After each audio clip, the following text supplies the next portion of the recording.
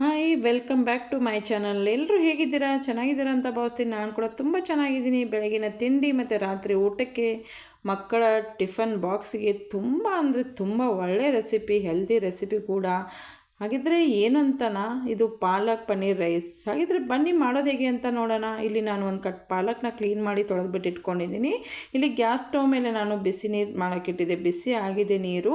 ಅದಕ್ಕೆ ನಾನು ಕ್ಲೀನ್ ಮಾಡಿರೋ ಪಾಲಕ್ನ ಹಾಕ್ಬಿಟ್ಟು ಒಂದು ಕುದಿ ಬರೋವರೆಗೂ ಕುದಿಸ್ಬಿಟ್ಟು ಇದನ್ನು ನಾನು ಕೋಲ್ಡ್ ವಾಟರ್ಗೆ ಹಾಕ್ತಾಯಿದ್ದೀನಿ. ಅಂದರೆ ತಣ್ಣಗಿರೋ ನೀರಿಗೆ ಹಾಕ್ಬಿಟ್ಟು ಸ್ವಲ್ಪ ಹೊತ್ತು ಬಿಟ್ಟು ಇದನ್ನು ನಾನು ಮಿಕ್ಸಿ ಜಾರ್ಗೆ ಹಾಕ್ಕೊತಾ ಇದ್ದೀನಿ. ನೋಡಿ, ಇಲ್ಲಿ ಮಿಕ್ಸಿ ಜಾರಿಗೆ ಹಾಕ್ಕೊಂಡ್ಮೇಲೆ ಇಲ್ಲಿ ನಾನು ಗ್ರೀನ್ ಚಿಲ್ಲಿನ 3 ಹಾಕ್ಕೊತಾ ಇದ್ದೀನಿ. ಮತ್ತು ಕೊತ್ತಂಬರಿ ಸೊಪ್ಪು 4 ಗೋಡಂಬಿ ಮತ್ತು ಒಂದು 4 ಎಸಳು ಬೆಳ್ಳುಳ್ಳಿನ ಹಾಕ್ಬಿಟ್ಟು ಇದನ್ನು ಮಿಕ್ಸಿ ಮಾಡ್ಕೊತಾ ಇದ್ದೀನಿ. ನೋಡಿ, ಈ ಥರ ಮಿಕ್ಸಿ ಮಾಡಿಕೊಂಡು ನಾನು ಗ್ಯಾಸ್ ಸ್ಟವ್ ಮೇಲೆ ಒಂದು ಪಾತ್ರೆ ಇಟ್ಟಿದ್ದೀನಿ. ಅದಕ್ಕೆ ಸ್ವಲ್ಪ ಎಣ್ಣೆನ ಹಾಕ್ಬಿಟ್ಟು ಎಣ್ಣೆ ಬಿಸಿ ಆದಮೇಲೆ ಜೀರಿಗೆ ಆದಮೇಲೆ ಇಲ್ಲಿ ನಾನು ಒಂದು ಈರುಳ್ಳಿನ ಕಟ್ ಮಾಡಿ ಇಟ್ಕೊಂಡಿದ್ದೆ.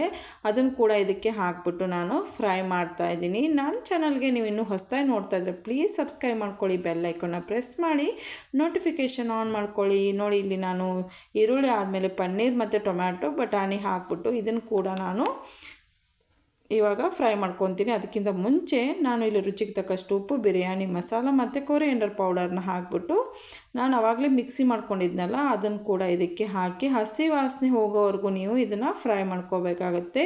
ನೆನಪಿನಲ್ಲಿ ಇಟ್ಕೊಳ್ಳಿ, ಹಸಿ ವಾಸನೆ ಹೋಗೋವರೆಗೂ ಫ್ರೈ ಮಾಡ್ಕೊಳ್ಳಿ. ಇವಾಗ ಫ್ರೈ ಆದಮೇಲೆ ನಾನು ರೈಸ್ನ ಮಾಡಿಟ್ಕೊಂಡಿದ್ದೆ.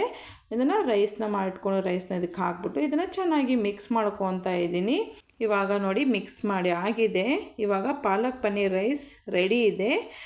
ನೋಡಿ, ಇವಾಗ ಸರ್ವ್ ಮಾಡಿದ್ದೀನಿ. ಪಾಲಕ್ ಪನ್ನೀರ್ ರೈಸ್ ಮಾಡಿರೋ ರೆಸಿಪಿ ನಿಮಗೆ ಇಷ್ಟ ಆದರೆ ಪ್ಲೀಸ್ ಲೈಕ್ ಮಾಡಿ, ಶೇರ್ ಮಾಡಿ. Thank you for watching.